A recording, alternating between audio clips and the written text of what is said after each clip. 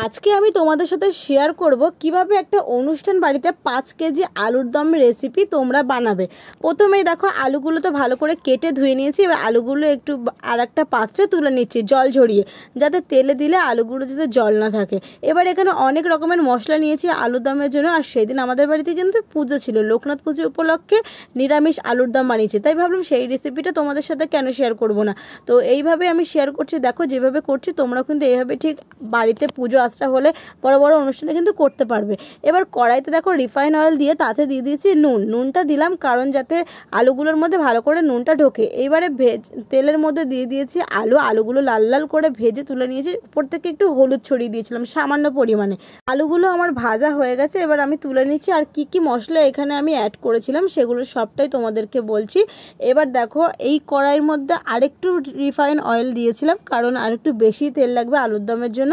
তার মধ্যে দিয়েছি সাদা জিরে ফোড়ন, আর এখানে মশলাতে রেখেছিলাম আদা বাটা, টমেটো পেস্ট, তারপরে রেখেছিলাম কাঁচা লঙ্কা বাটা, সাথে ছিল চালমগজ বাটা। এইবার কড়াইতে তেল গরম হওয়ার পর তাতে দিয়ে দিয়েছি তেজপাতা ফোড়ন।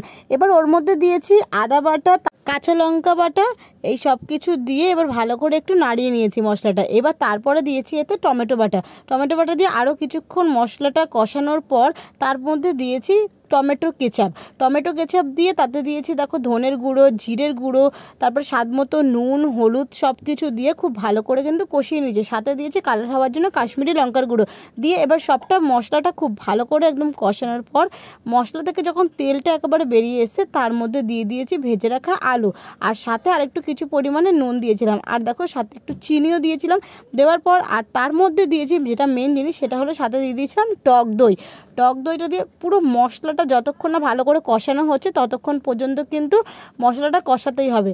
মানে মশলাটা যত ভালো কষানো হবে তত কিন্তু ভালো টেস্ট হবে। আর তারপরে দিয়েছি সবশেষে চালমগজ বাটা দিয়ে ভালো করে মশলাটা কষিয়ে নিয়েছি। আর তারপরে একটু চালমগজ বাটাটা ধুয়ে তাতে একটু জল দিয়েছিলাম। এবার মশলা থেকে একদম তেল বেরিয়ে গেছে, তার মধ্যে দিয়েছি ভেজে রাখা আলু দিয়ে কিছুক্ষণ নাড়াচাড়া করার পর আলুটা যখন খুব ভালো করে কষানো হয়ে গেছে তাতে দিয়েছি পরিমাণ মতন জল দিয়ে এবার ঝোলটা ফুটে গেছে। আর দেখো কত সুন্দর কিন্তু একটা কালার এসছে। আর রেসিপিটা খেতে কিন্তু দারুণ হয়েছিল। আর এই আলুর দমের রেসিপিটা, নিরামিষ আলুর দমের রেসিপি তোমরাও কিন্তু বাড়িতে বানাতে অবশ্যই পারো কোনো অনুষ্ঠানে, খুব ভালো লাগবে। আর দেখো ঝোল ফুটে যাবার পর তার উপর থেকে ছড়িয়ে দিয়েছিলাম কস্তুরি মেথি, তার উপর থেকে দিয়েছিলাম ধনে পাতা, আর পরে একটুখানি নুন অ্যাড করেছিলাম, এতে সামান্য পরিমাণে নুন লেগেছিলো তাই জন্য। এবার দেখো আলু আমার পুরো সেদ্ধ হয়ে গেছে। ফাইনালি আমার আলুর দম কিন্তু রেডি, নিরামিষ আলুর দম পুরো রেডি। আর ভিডিওটা কেমন লাগলো অবশ্যই জানিও।